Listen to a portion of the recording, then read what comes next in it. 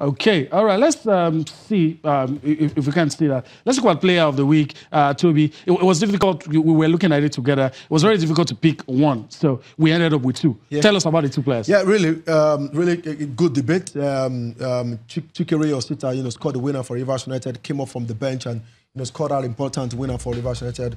I mean, it looks very great for him over the weekend. And one man, red hot striker at the moment, Locosa. You want to listen to his stories when at some point at First Bank they said he's not scoring goals, he has to leave. He moved to Canopilla from last season, got a couple of goals. And this season, I mean, 10 goals, I beg your pardon, 9 goals from 10 games looks very massive for him. And he has always been there for Canopilla. At the crucial moment, where he came on and scored that equalizer was very good. And this is what it looks like? Yeah, I mean, this is the top scorer, Locosa, like I said, 9 goals in 10 games, really good for him. Stephen Alfred on 5 goals. In the KF Young, really consistent goal scorer for Abia Warriors, on 5 goals, really good one. Stanley Dimba for Imba International, 4 goals, and Samad Kadri plays for Nobi Stars. Saw him over the weekend for Nobi Stars against NPFL, really pretty, good striker on 4 goals. So looking very good. But you look at the gap, Locosa has opened among other guys. Alfred is the next guy, which Locosa had 4 goals, better than Alfred. So it looks very interesting, and I think Locosa form is really giving inform the record a lot of threat, because Inform scored 23 goals, and if Locosa could continue in this great form, it is obvious that Locosa will get on 25 goals. If he continues scoring almost on a match day, he might get on the 25 goals and break Inform the record. All right,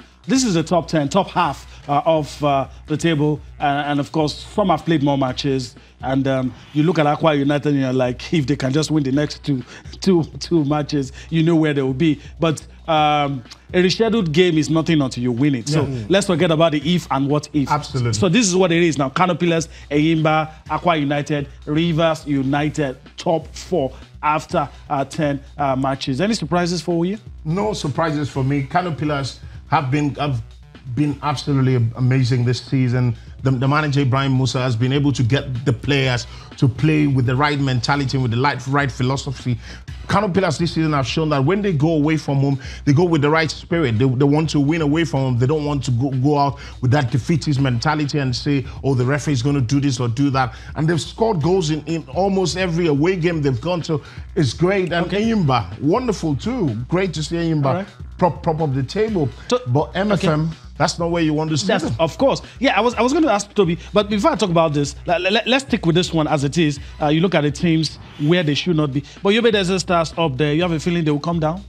But it's really good for you to start very early, especially for newly promoted teams. You gather some points. Because you're always scared newly promoted to always find their way back. And maybe in the second stanza it becomes very difficult, but the points you've acquired in the first stanza will help ensure for you to just sustain. So good start for them. Okay, the teams there, you look at the bottom, you're looking at some teams that shouldn't be there. Yeah, maybe. Wondering? Yeah, Sunshine Stars are great second stanza last season, but you know why they're here? 3 points, the chop up for fans violent. I think this will really put a lot of pains into the heart of the fans, and they will behave well. And for Accra United, always difficult for the new promoters. The reason why we have Goran and Accra United, and Accra United having a lot of issues. Players are not well motivated. John Obo in the nails also. Goran, yes, Goran is a small club, a private-owned club, and you know how difficult it is for private clubs to really. They don't want to hear you call them a small club. Okay, all right, but that's the fact. All right, because of time, we may not be able to go through this, but what you have on screen are the rescheduled matches for the teams that will be on the continent. So for you to just know for you to just know what will happen to some of these teams when they'll be playing their matches, and what's going to happen as they try to move ahead. So we have matches involving Aqua United, matches involving Plateau United, MFM. That's it right there. And the dates that some of those matches that you would have loved to see but will not see, the new dates for those matches. All right, guys, all right. I was about to talk about John Obu, but we have to go on a break. When we return, we'll wrap things up talking about Kwara United and John Obu. But let's go on a break. When we return, we'll be back to discuss Kwara United, all for you on Sports Tonight.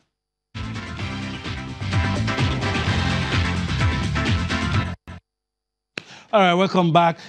Toby, before we start talking about Kwara United, you were pointing out that some of those matches that we showed will be played on Wednesday. Yeah, important games for teams on the continent. Kwara United travel to Castena.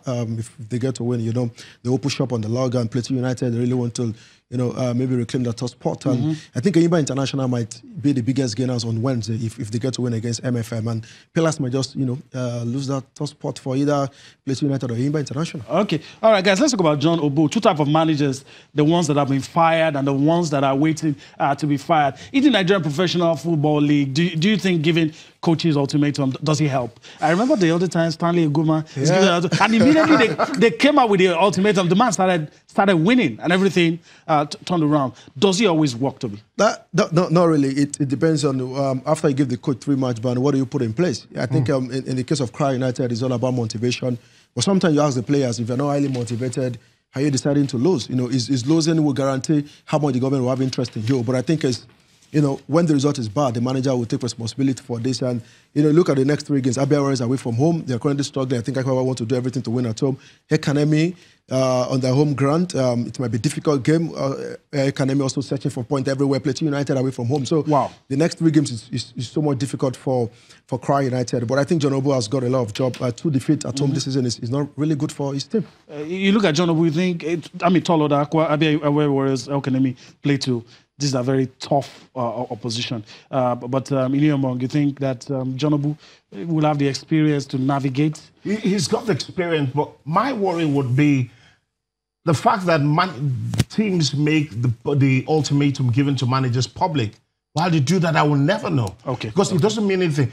If you hire a manager to do a job, if he's not doing the job well, you fire him. You call him privately and tell him, you've got three games to save your job. If you do not get the points that we require, you're out of this job. It should be private. It should be a personal discussion. It's something that clubs in Europe do.